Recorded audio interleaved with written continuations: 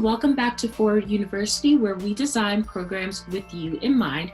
I'm Juliet Obodo. I am a Master Hypnotherapist and Master NLP Practitioner and Hypnosis Trainer, and I focus on financial hypnotherapy.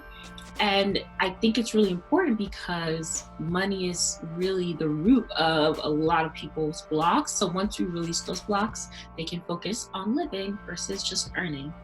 And so today I wanted to talk about limitations and why people seem to hold on to their limitations. So if you follow me on Twitter, I oftentimes retweet people, or I always see on Twitter a lot of people kind of holding on or pushing back on tweets where people are actually trying to help them or show them a new way of being and living.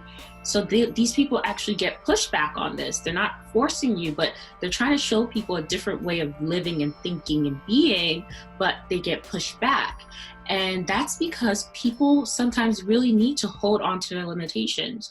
During sessions, I sometimes have people, when they're trying to release a negative emotion or limiting decision or belief, they kind of hold on to it. And the reason why they hold on to it is because it's called secondary gain. There is a reason why you are holding on to this limitation, because subconsciously you feel like this limitation is keeping you safe from something, or it's actually helping you in some way. For example, if you're someone that was in a car accident and now you have back pain, even though you've done physical therapy and you've completed everything and your back should be healed, you still are experiencing this back pain and you're walking as though you still have this back pain, even though you shouldn't. That's because subconsciously you link the back pain to people giving you more attention and also the payments that you're receiving from the insurance company. So subconsciously you're holding on to this back pain because it's responsible not only for more attention, but also for more money. But once those insurance payments are finished and you realize that people are just giving you attention because you're a good person, you can let go of that subconscious block that's keeping you from that's the reason why you're experiencing this back pain. Hope that makes sense. So that's a physical one.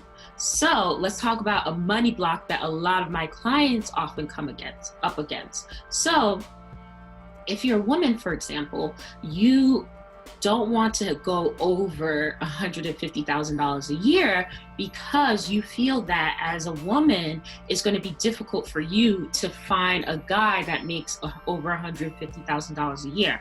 So you don't want to go over that. You want to stay at $150K, so then you'll be able to find a partner easily.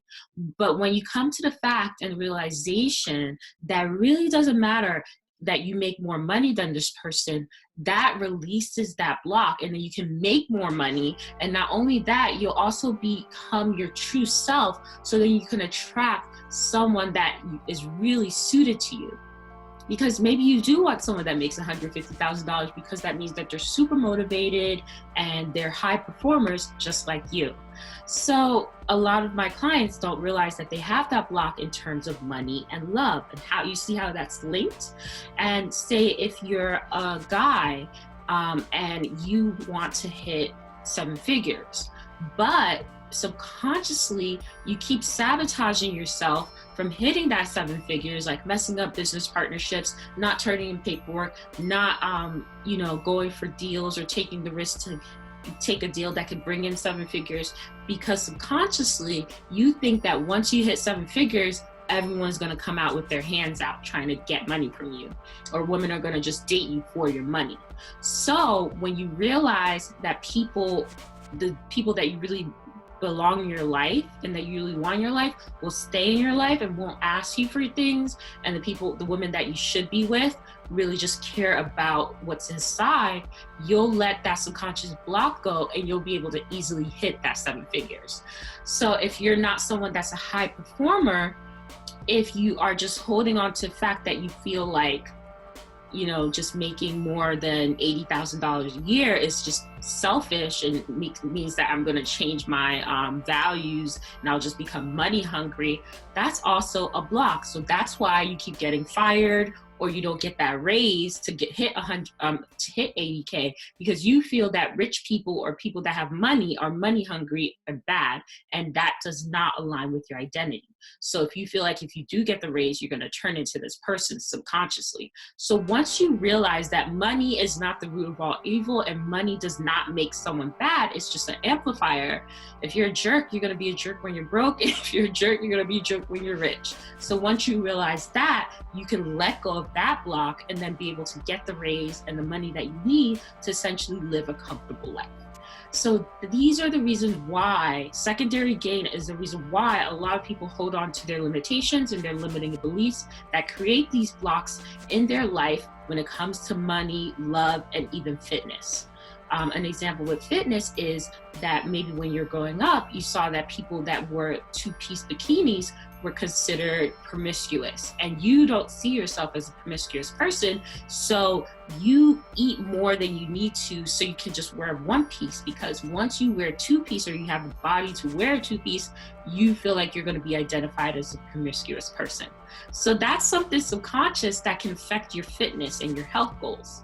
So it's really important to ask yourself, when you're not hitting your goal, what is really holding me back? What is this goal keeping me safe from?